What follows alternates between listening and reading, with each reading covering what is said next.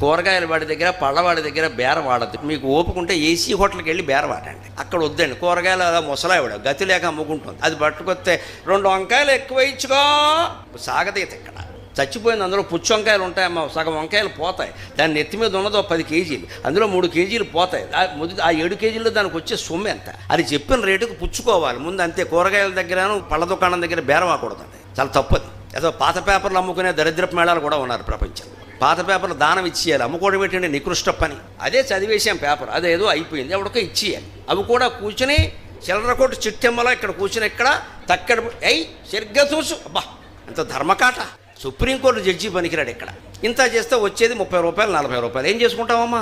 అదే వచ్చిన వాడిని పట్టుకెళ్ళిపోవాయి అంటే నీ కాళ్ళకు దండం పెట్టి పట్టుకెళ్ళిపోయి ఆ ఉన్న గూడు కూడా శుభ్రంగా తుడిచేస్తాడు. అది దానం. ఆ మాత్రం కూడా దానం వేయలేము. పాత బట్టలు దానం వేయలేము, పాత పేపర్లు దానం వేయలేము, పాత వస్తువులు పాత వస్తువులు కూడా అమ్మేయడమే. అది అమ్మేయాలు కూడా అమ్మేయడమే. అది అమ్మేయాలా? అందులో ఏమొస్తుందమ్మా?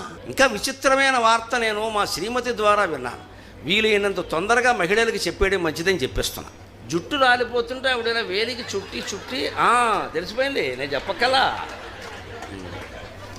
చుట్టు చెత్తపుట్లో ఎక్కడో వేస్తూను ఈ జుట్టు కూడా తీసుకుని స్టీల్ గిన్నెలు ఇస్తారట. అయ్య బాబో, ఇది వేదం కంటే గొప్ప మాట అన్నాను నేను. నీకెలా తెలిసిందన్న? ఎవడో యూట్యూబ్లో పెట్టారండి. యూట్యూబ్లో ఇటువంటి దరిద్రపు విషయాలా? ఇది కూడా అమ్మేయాలా? రాలిపోయిన జుట్టు